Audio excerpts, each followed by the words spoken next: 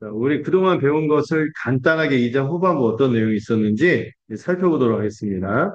전체 이 제목은, 사실 우리 복음의 핵심을 이신칭이라고 하죠. 이신칭이 뜻 아십니까? 오직 예수 그리스도를 믿음으로 의롭다 칭함을 얻는. 네. 근데 그 진리만큼 중요한 진리가 제가 이 갈라디아서 2장 후반 전체 주제는 그리스도와 연합이라는 주제. 나는 이제 그리스도 안에서 이미 죽었고, 이제 그리스도와 더불어 새 생명으로 부활하신 그리스도와 함께 살아가는 존재다. 이거를 깨닫게 되는 게 이신칭의와 더불어 이 연합의 교리를 깨닫는 게 너무나 이 복음에서 너무나 중요해요. 교회를 그렇게 수십 년 다녀도 이 진리를 그렇게 귀로는 들었는데 이게 뭔지는 제대로 알지 못해갖고 전이 율법주의의 허덕이든지 공로, 행위 뭐 이런 걸로 막 허덕이면서 하나님이 왠지 나를 온전히 받아들여주지 않는 것 같아. 그러니까 여전히 내가 무엇인가 보상으로 행위를 통하여 뭔가 보상을 얻고자 하고 심지어 구원에 대해서도 그렇게 잘못 생각하면서 이 자녀로서의 신앙생활이 아니라 여전히 종으로서의 모습으로 신앙생활하는 모습이 많거든요. 근데 거기서 우리가 어, 깨우치고 돌이켰습니다. 여기서 모든 게 시작이 되죠. 어떤 분은 아니 그 율법의 행위 강조하고 정말 종으로서 뭔가 해야지 뭐 이렇게 사람이 뭔가 보상 말하고 이렇게 해야지 열심히 하고 그게 좋지 않냐 하는데 그게 예, 하나님과의 이 관계를 하나님이 어떤 분이신지 생각할 때 우리가 그런 식으로 접근해서는 구원도 얻을 수 없으며 은혜 가운데 머물 수 없다는 것을 깊이 깨달았으면 좋겠어요. 그래서 바울이 그 갈라디아서 1장에서 다른 복음은 없다. 다른 복음을 따라가면 저주밖에 없다. 예. 그래서 이 진리를 굳게 붙들어야 된다. 이런 얘기를 했죠. 자, 계속해서 우리가 살펴보자면 오늘 간단하게 이 2장 11절부터 14절에 안디옥에서 어떤 사건이 일어났죠. 뭐죠? 베드로가 이방인 성도들하고 다른 유대인 신도들과 함께 교회에서 식사를 같이 하고 있다가 아마 이 정식 식사 교제였던 것 같아요. 이방인들도 함께 식사 교제하는데 아마 사칭한 거죠. 야고보로부터 왔다. 야고보는 그렇지 않거든요. 근데 야곱으로부터 왔다고 하면서 이 율법주의를 빠져 있는 유대인들이 왔다는 소식을 듣고 베드로 어떻게 했어요? 밥 먹다 말고 도망갔어요. 불편한 상황 만들기 싫었던 것 같아요. 이 진리를 거부했다기보다 불편한 상황이 싫었던 것 같아요. 그런데 이것에 대해서 바울이 공개적으로 책망했죠. 그런 식으로 하면 안 된다. 복음 진리에 대해서는 뭐가 불가하다? 타협이 불가하다. 그러면서 다시 이 복음이 무엇인지를 유대인이나 이방인이나 똑같이 뭐로 구원받는다? 오직 믿음으로 구원받는다. 유대인 너도 율법으로 해서 안 되는 거 알아갖고 예수님 붙든 거 아니냐. 그래갖고 이제 와서 이건 배신이다. 얘기를 하는 거죠. 그래서 이신칭의 교리의 핵심을 말하면서 율법주의를 경계하는 것까지가 지난번에 살펴봤고 오늘 아마 복습을 하면서 이 주제를 다시 한번 들어갈 것 같아요. 이 주제를 새로 들어갈 텐데 이미 들어온 주제일 거예요. 복음의 기초, 역과 육가에서 가르쳤거든요. 그리스도와 연합. 어, 십자가 편에서도 다루고요. 얼마나 중요하면 이 그리스도와 연합교리를 다룰까요? 이 연합교리가 얼마나 중요한지 칼빈이 오히려 이신칭의보다도 그리스도와 연합교리가 모든 기독교 교리를 아우르는 가장 중요한 교리다. 이렇게 얘기할 만큼 중요한 교리예요. 칭의만 있지 않고 우리의 구원의 여정에서 모두 있어요? 성화도 있죠. 이 칭의와 성화를 연결짓는 교리가 연합. 그러면서 이 연합교를 통하여 새로운 삶의 원리를 실천하고자 하는 것이 오늘 세 번째 주제죠. 안디옥에 있었던 일들을 제가 지난주에 이어서 설명을 했습니다. 그래서 이 예수 그리스도의 계시로 말미암은 복음이니까 이 복음 떠나지 마라. 십자가, 형벌 대속의 십자가, 이신칭이 이 그리스도와의 연합이라는 진리를 떠나지 마라. 얘기했죠. 근데 이게 바울만의 주장이 아니죠. KS 마크, 스탠다드, 글로벌 스탠다드. 모든 교회는 이 복음으로 하나 됩니다. 제가 영어도 썼죠. 유닉 가스펠. 복음은 유일무이한데, 유니버설 캐톨릭 처치. 우주적이고 보편적인 모든 교회가 어떤 복음으로? 이 유일무이한 복음으로 하나다. 그 얘기를 했어요. 근데 이걸 바울만이 아니라 바울과 교제한 적이 없었던 원래부터 본사라고 쳐야죠. 회사 관계로죠. 본사 예루살렘에 있었던 사도들도 원래 그거 계속 주장했다는 거예요. 갑자기 이방 세계에 온 유대주의자들이 율법 지켜야 돼. 그런데 아니라는 거. 본사에서도 그렇게 그런 말 한 적이 없다고. 나하고 같은 뜻을 같이 한다. 그 얘기를 한 거죠. 그리고 이 안디옥 사건은요. 어, 막내 사도가 수석 사도를 쿠사리를 준 공개적으로 책망했는데 이런 싸가지 이런 말이 안 나오고 모두가 그렇지 베드로가 혼날 만했지 수석 사도는 막내 사도인 이 바울한테 책망을 받아도 베드로도 인정하고 모두가 인정했던 사건이에요. 이런 얘기를 하는 거죠.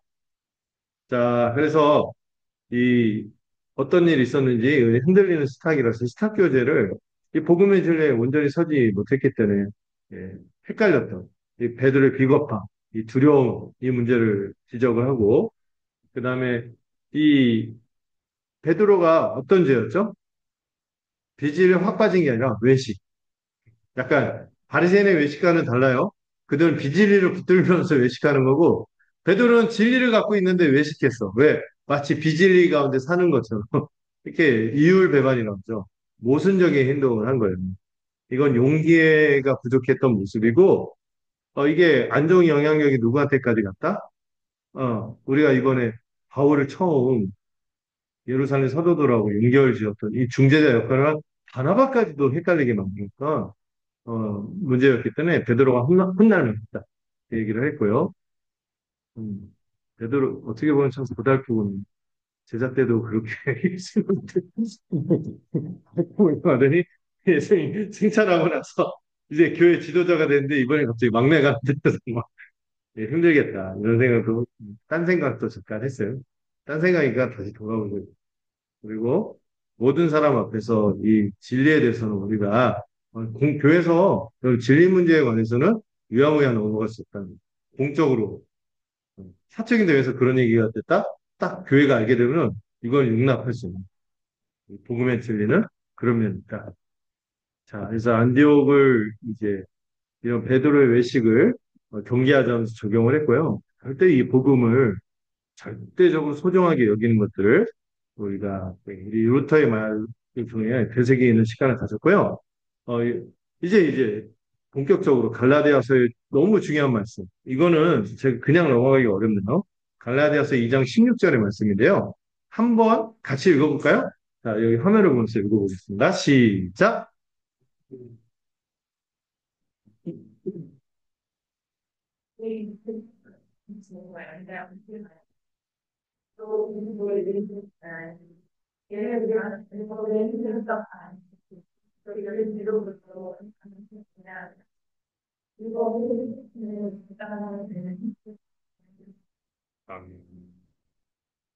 이 2장 16절 한 절이요.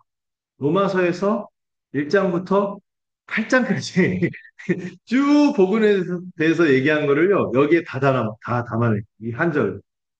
정확하게 세 가지 단어로 세 번 표현했어요. 그래서 너무나 중요하니까 제가 이 2장 16절을 세 번째 이 시간에 또 제가 또 강조해서 설명을 하는 거죠. 여기 개념과 단어가 세 가지가 나오는데 첫 번째 뭐죠? 율법의 행위. 이게 정확히 세 번 반복이 되고요. 그 다음에 오직 예수 그리스도를 믿음. 이게 세 번 나오고 세 번 또 나오는 게 뭐죠? 의롭다 함을 얻게 되는. 음. 이 세 가지 개념을 분명히 알아야 돼요. 원래 두 번 정도 강조해도 굉장한 강조인데 세 번까지 한 절에 이렇게 담아낸다는 거는 너무 파격적인 거예요. 이게 우리가 구원을 어떻게 얻습니까? 여기에 대한 너무나 분명하고 확실한 제시이기 때문에 이 구원론의 핵심. 어, 먼저 율법의 행위가 세 번 반복이 됐죠. 율법의 행위를 이해해야 되는데, 자, 바울은 율법을 비판하는 게 아니에요. 어, 율법은 의롭고 거룩하고 선한 거예요. 왜? 율법은 누구의 법? 하나님의 법이에요. 하나님은 어떤 분이시죠? 의로우시고 거룩하시고 선한 분이에요. 그리고 영광스러운 분. 율법은 절대 나쁜 게 아니죠. 그리고 이 하나님의 성품과 그분의 뜻과 그분의 일하심이 어떠한지를 알 수 있는 게 율법이에요. 여러분 십계명 대표에서 딱 봐도 그 기본 원리가 뭐죠? 하나님을 사랑하고 하나님이 우리 곁에 둔 우리 지체들을 사랑하고 하나님이 사랑하시는 분이니까 그 사랑의 성품이 담겨 있는 위대한 법이 율법이에요. 이거를 10가지 강령으로 세상에서 적용해도 십계명대로만 살아도 이 세상이 좋을 거예요. 그렇게 못 살죠. 근데 이 십계명에서 사람들이 이게 계명의 형식만, 외적인 행동만 생각하는데 이 기본 정신이 무엇인지 예수님 어디에서 알려주셨죠? 산상수. 살인하지 말라고 했는데 살인마은 죄가 아니라는 거죠. 다른 지체들을 적대하고 미워하고 갈등을 일으키고 또 심지어 모욕하고 이런 거, 이런 것 자체도 살인과 동등한. 간음도 마찬가지죠. 단순히 실제 어떤 행위하는 것뿐만 아니라 내가 정말 사랑하고 돌봐야 되는 이 언약 관계에 있는 사람들에게 소홀하고 신실하지 않을 때 그거는 그 간음과 똑같다는 거예요. 그리고 말에 있어서도 얼마나 진실해야 돼. 거짓 증거하지 말라. 재판뿐만 아니라 우리 평상시에 말할 때 이기적으로 작동되는 그 과장된 말. 우리가 소위 선의의 거짓말이라고 하지만 그런 게 있을 거예요. 선의의 거짓말. 그런데 선의의 거짓말 하면서 다 그 이면을 살피면 다 뭐예요? 이기적인 동기에서 하는 것들입니다. 이런 거 생각해서 봤을 때 이 율법이 얼마나 거룩한지 모르겠어요. 그리고 율법은 창조주 하나님의 법이기에 이 법 자체도 거룩하고 의롭고 선해서 좋은 것이고 우리가 절대 지켜야 되는 거지만 이게 누구의 법입니까? 창조주이신 하나님의 법이기 때문에 우리가 이거를 대적한다는 것은 거절한다는 것은 반역이죠. 어. 이게 어마어마하게 큰 거예요. 이거 지키기만 하면 안식이 있고 복이 있고 구원이 있는 거예요. 근데 안타깝게도 아담 이후로 모든 사람은 이거를 지키지 못하게 되었어요. 마음이 이미 썩어 비틀어졌고, 그리고 겉으로 나타나는 행동이 맨날 뭐예요? 자기를 보호한답시고, 자기를 중심으로 남을 공격하게. 다른 사람에게, 그래서 이걸 노아의 홍수 때 인간의 상태를 부패와 포악함, 강포, 이렇게 두 가지로 정의를 하죠.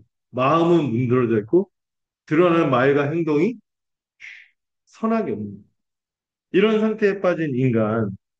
그런데 하나님이 이 율법이 무엇인지 알려주셨어요. 근데 여러분 출애굽기 살펴봤자 하나님이 이 율법 주시면서도 이 사람들이 다 지킬 거라고 기대했을까요? 안 했어요. 내가 거룩하니 너희도 거룩해야 한다. 안 되는 거 아니까 뭐 주신 거예요?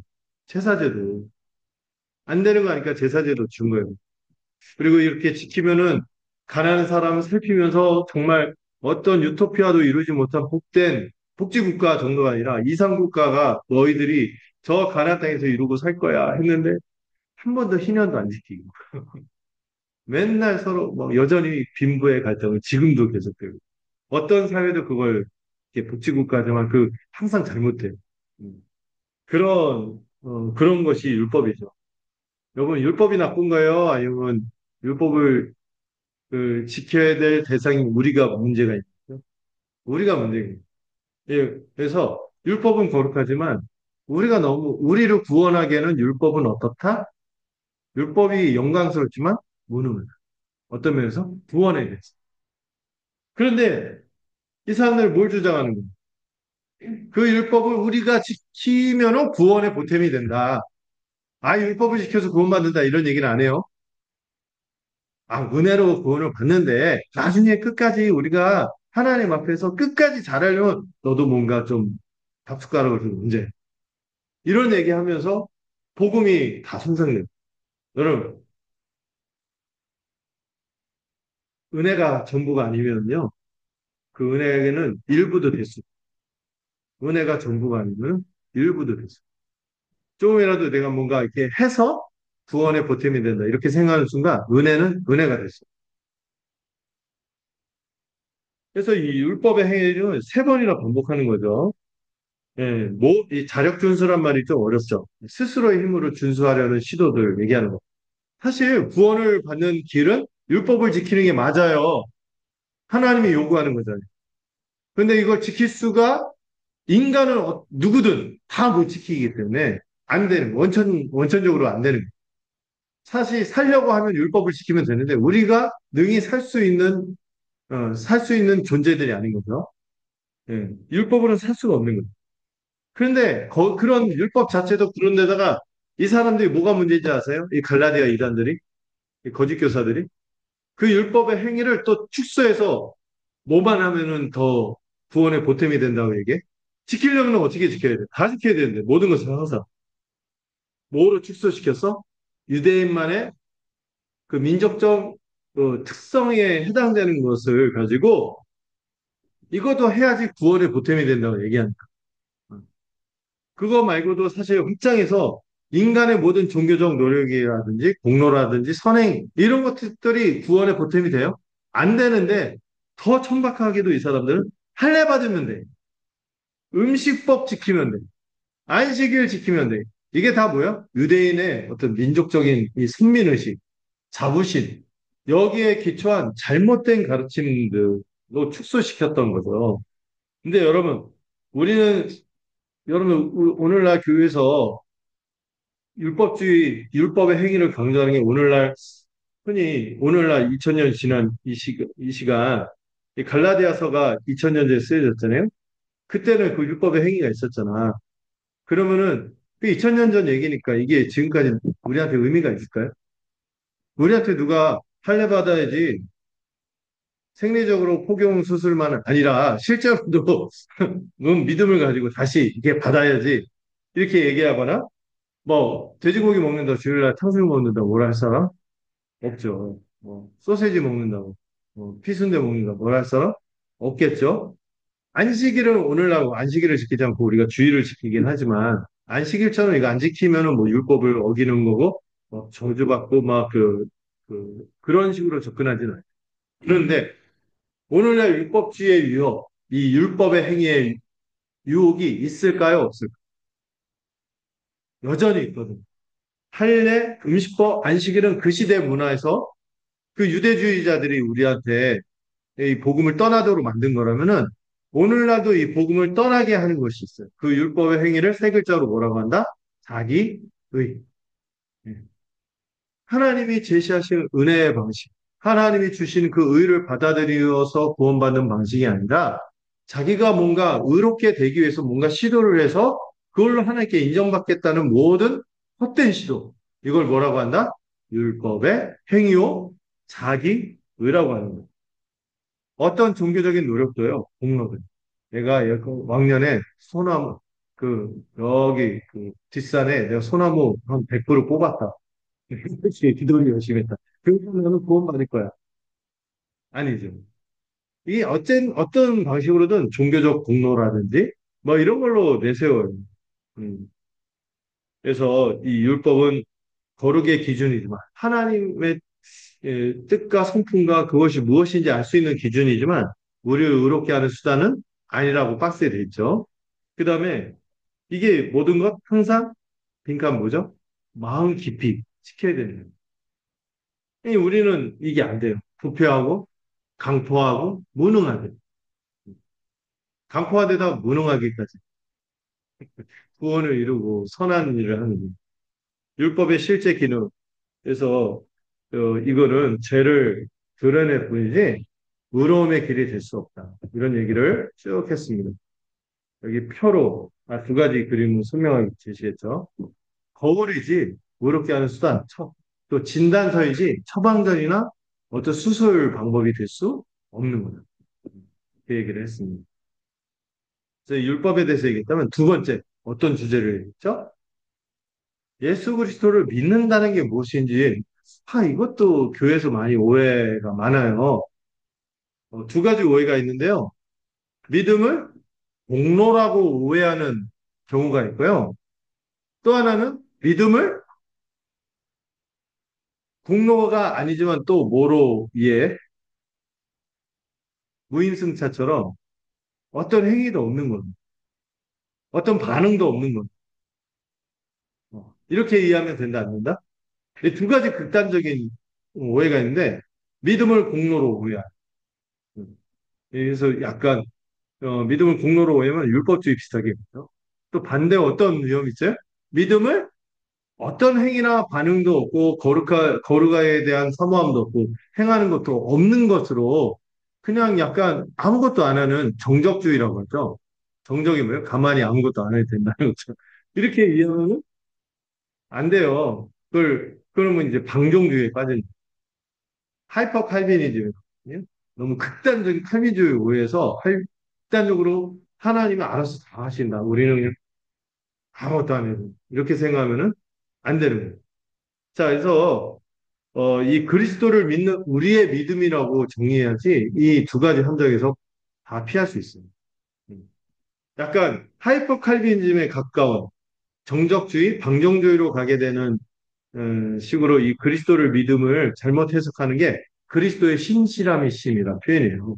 물론 그리스도께서 신실하심이죠. 신실하셔서 우리가 구원받는데 거기에 대해서 우리가 뭐가 필요해요? 하나님이 요구하신 방식이 믿음인데 그래서 그리스도를 믿는 우리의 믿음도 필요한 거.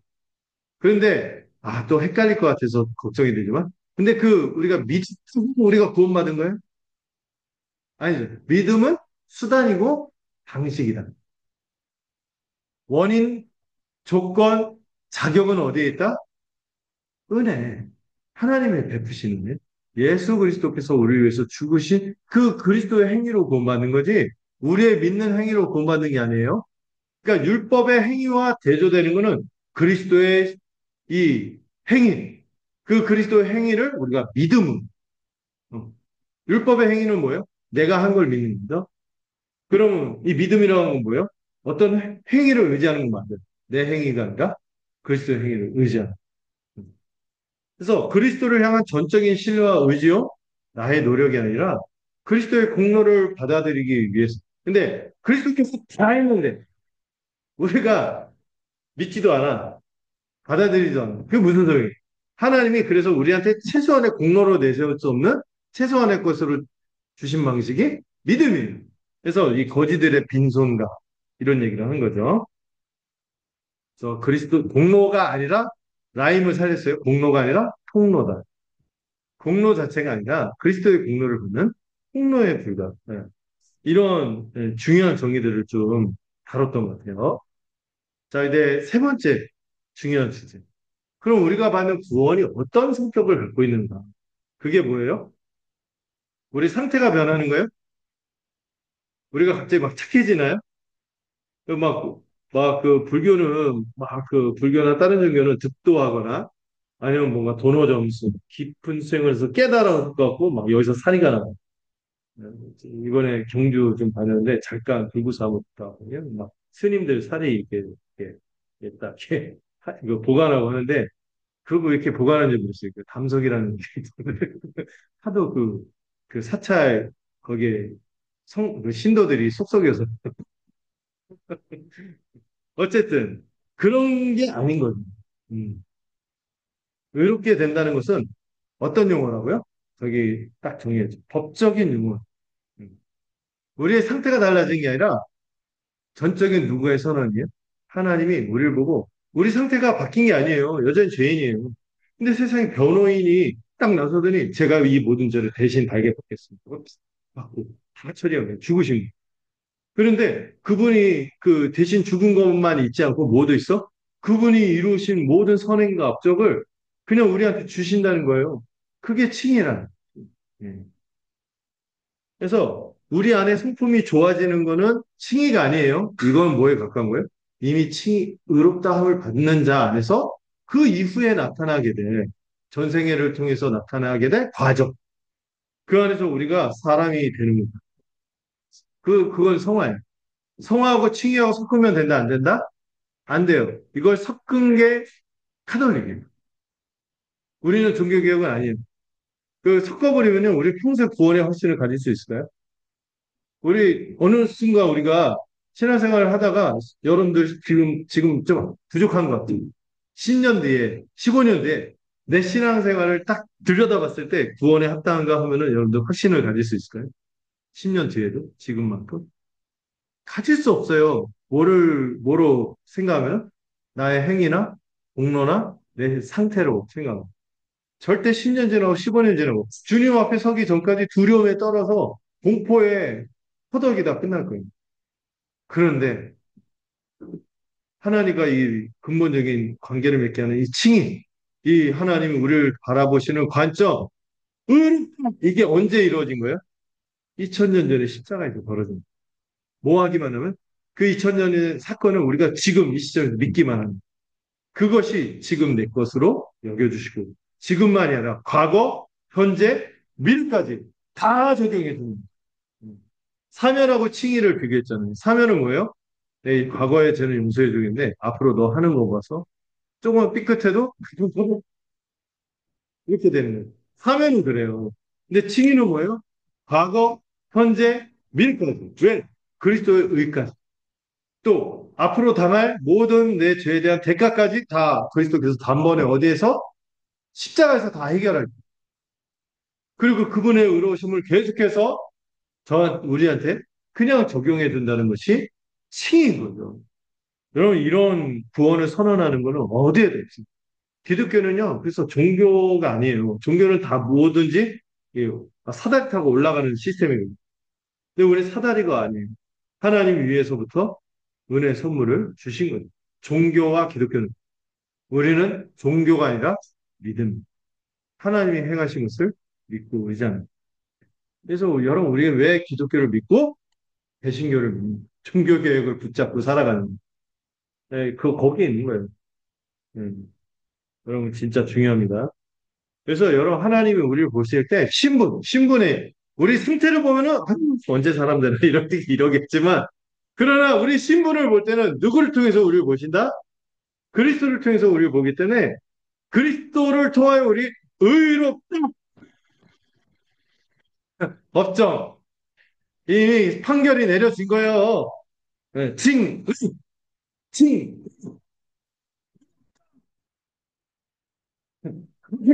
여러분 10년, 15년 또 몇 달 지나서 또 여러분 이상하고 막 넘어질 때 있고 그럴 때도 뭘 생각하세요? 그리스도께서 나를 위해서 죽으셨 그리스도의 모든 의가 나한테 그냥 주어졌지. 여기에 위로가 있는 거죠. 요거 몰랐을 때 루터가 어떻게 했는지 아시죠? 그가 이 갈라디아서 이 본문하고 로마서의 본문을 깨닫기 전에 그렇게 힘들게 신앙생활을 했다는 거예요. 왜 양심이 예민하니까 거룩에 대한 소망이 있고 성경을 열심히 연구하면 연구할수록 이거 내가 지킬 수 있다고 할까? 못 지키는 거예요. 막 지키려고 하루에도 수십 번 뭐 했다고 그랬어요? 고해성사를 가니까 이 신부가 이제 그만 좀 찾아와. 제발 좀 죄라도 좀 아싸란 거 짚고 와서 해야지 뭐 사소한 것까지 와서 이렇게 나 힘들게 하는 이렇게 얘기할 정도 이 하나님의 거룩에 대한 묵상이 깊어지니까 못 살겠는 거예요.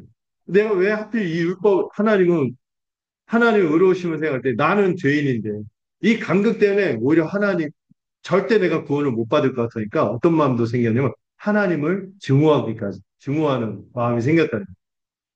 나는 도저히 도달하지 못할 그 의를 우리한테 이렇게 하라고 하면 어떡하냐.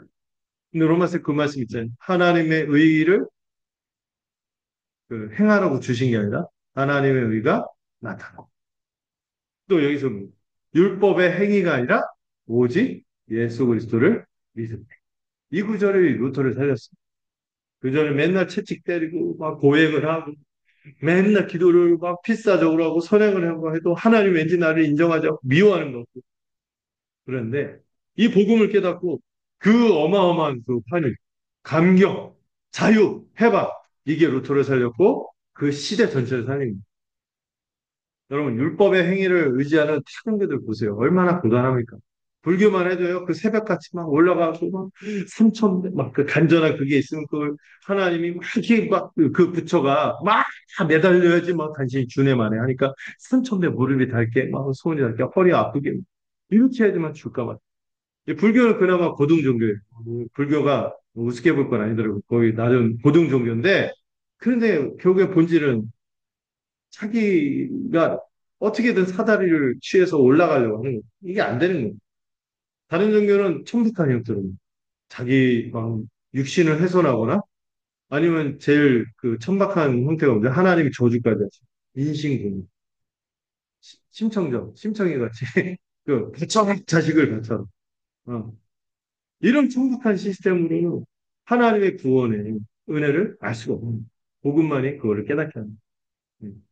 이 칭의는 최종적이고 완전한 것이며 어떤 거라 했어요? 예, 성화의 토대라고 하죠. 그리고 이거 우리의 의는요. 우리의 것이면 우리는 늘 실망할 거예요. 우리 안에 있다 보면 늘 힘들 거예요. 근데 누구의 의예요? 그리스도의 의에게 우리가 확신을 갖고 살아가는. 루터가 이 갈라디아서를 통해 이 로마서를 통해 이 복음을 정리하기 전까지는요. 이 어떻게 가르치면 평생 구원의 확신을 가질 수 없다고. 그래서 근데 우리는요. 구원의 확신을 거기서 출발한 오직 예수 그리스도를 믿기만 하는 이 모든 은혜가 주어진다는 거죠. 그리고요. 평생 구원의 확신 없이 살면 거룩하게 살 것 같아요. 그렇게 거룩하게 살 수 없다는 건 나중에 종교개혁서 한번 제가 설명해 줄 텐데 나중에 뭐, 그 보카치오라는 사람 데카메론이라는 작품이 있어요. 그 당시 교회, 중세 카톨릭 교회가 얼마나 타락해갖고, 우신예찬이라는 작품하고 데카메론이라는 작품인데, 이 내용이요, 굉장히 야설이 많아요. 야한 얘기들이 많고 그런데, 이게 뭐냐면, 이게 사제들하고 타락해갖고 이상한 짓 하는, 이걸 막 얼마나 추잡하게 나오는지 모르요 여러분, 교황도 또 성직자 전용 세창가가 있을 정도. 그 시대가 엄청나게 타락했습니다. 그럼 이 율법주의 시스템으로는요, 거룩을 이룰 수 있을까요? 못 이뤄요. 뭐만이 거룩으로 우리를 가게 할까요? 은혜, 이신칭의 부분이 우리를 거룩으로 가게 하는 거죠. 음. 자, 여기 뭐, 그 지난 시간에 배웠던 것들 얘기했어요. 여러분, 칭의는요, 우리가 앞으로 이룰 거예요? 아니면 완전히 주어집니다. 완전히 주어졌어요. 그래서 구원이 즉각적으로 이루어집니다. 믿을. 근데 이 구원에 합당한 우리의 삶의 모습, 성화, 이거는 한 번에 주어질까요?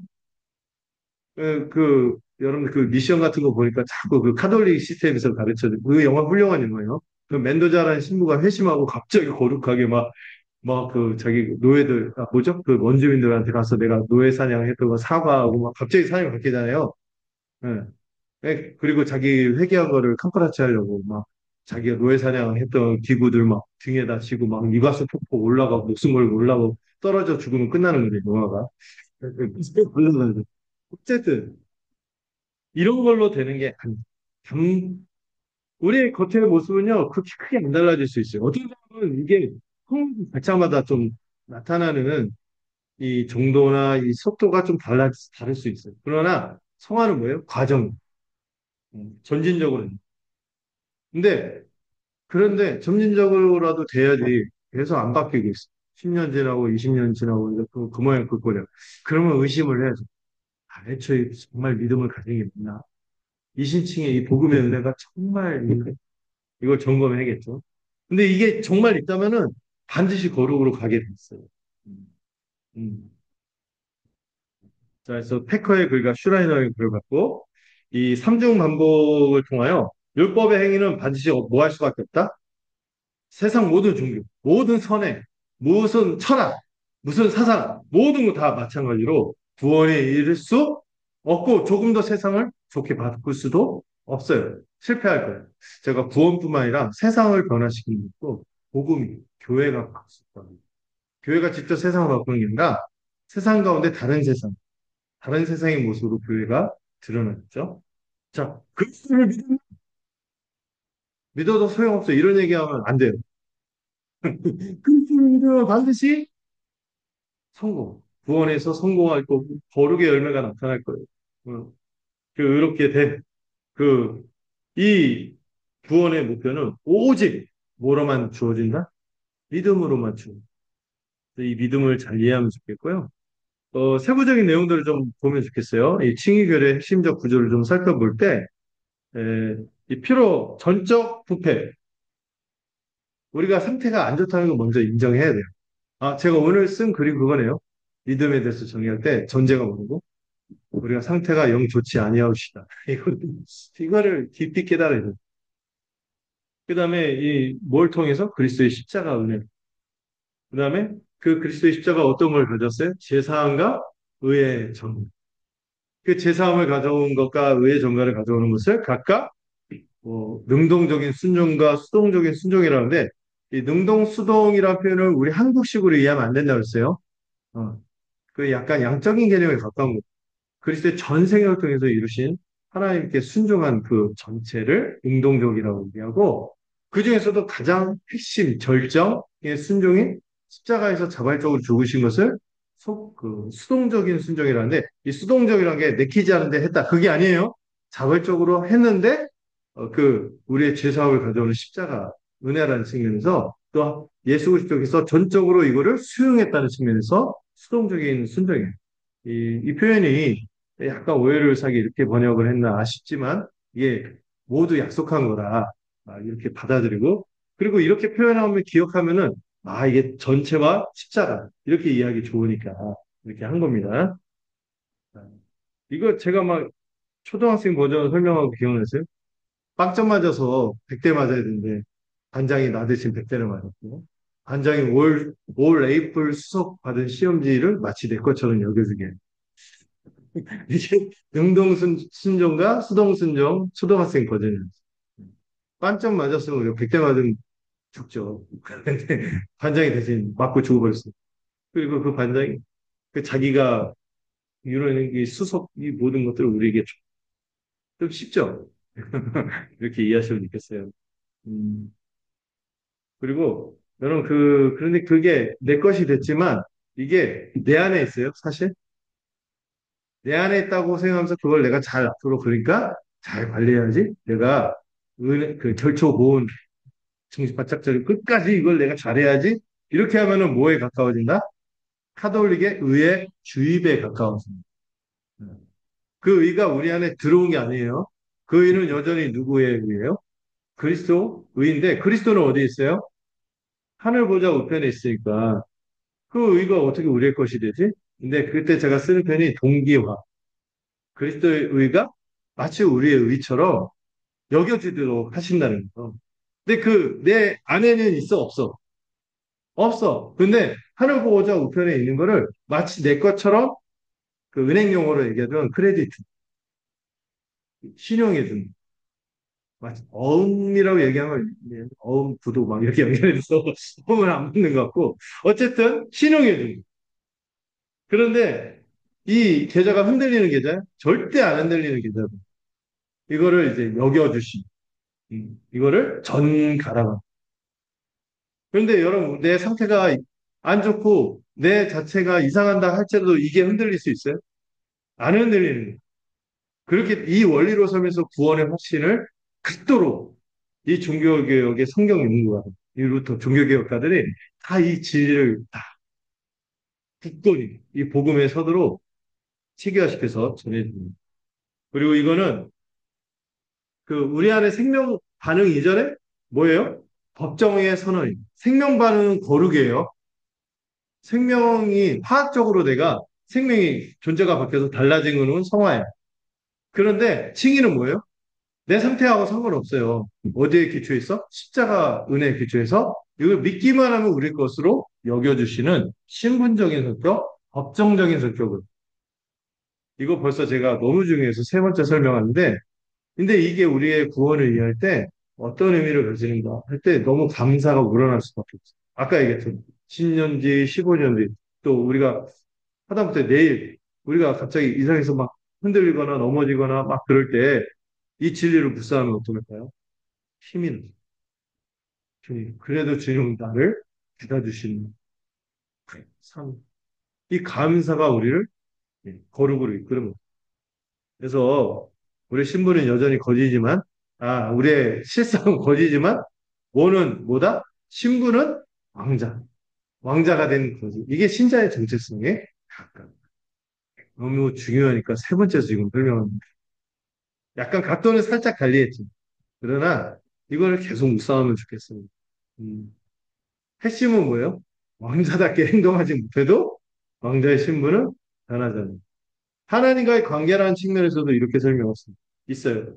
하나님과의 관계가 한번 아버지와 자녀의 관계가 맺어졌기 때문에 우리가 여전히 이상하게 싫어! 막 문 닫고 일반적인 부모님 파묻어 버리고 싶다고 지금 그런데 우리 하나님은 자녀이니까 이 관계가 절대로 끊어질 수 없어요.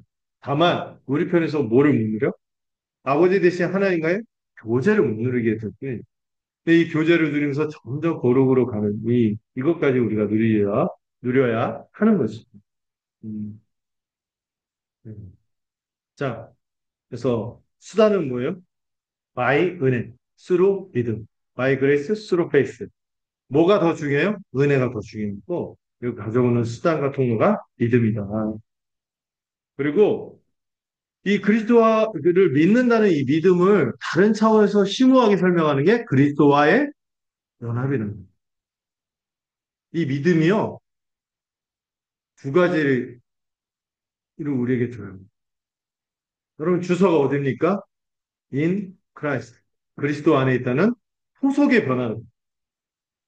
여러분들이 이제 어디에요? 이제 지옥 백성이 아니라 하나님 나라 백성이 됐어요. 믿음으로 누구 안에 있기 때문에 in Christ. 소속의 변화. 그럼 여러분들 이름이 뭡니까 하면은 좀 길게 대답하죠. being in Christ. 그리스도 안에 있는 존재. 내 정체성이 뭐예요?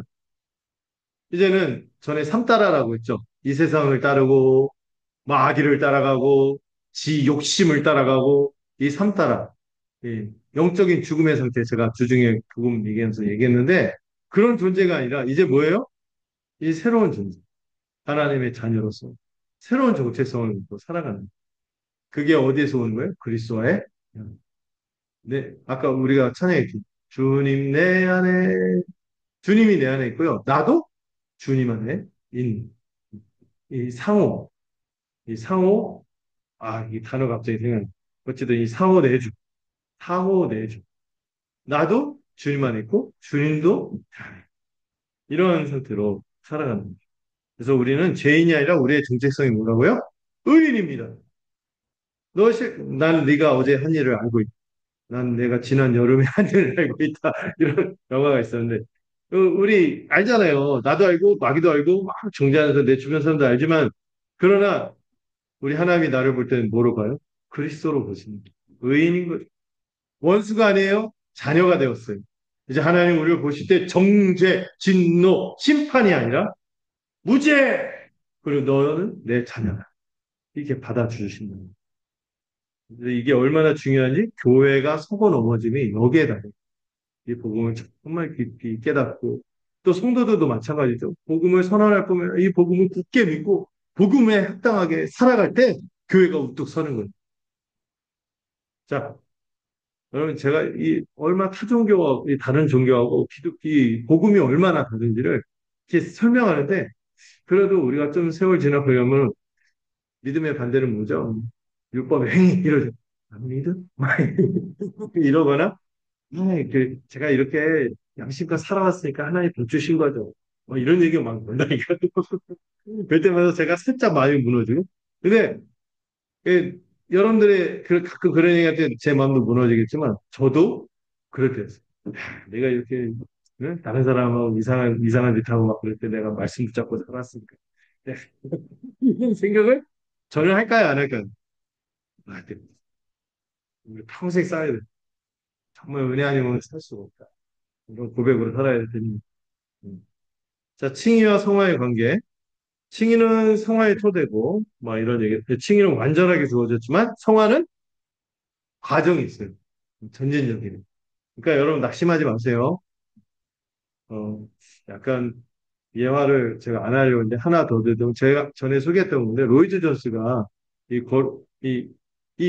칭의 복음을 믿었지만 좀처럼 이 삶이 빨리 달라지고 변화되고 의연하고 이러고 싶은데 안 그러고 힘들어하는 영적 침체에 빠진 성도들을 위로하는 얘기를 했어요.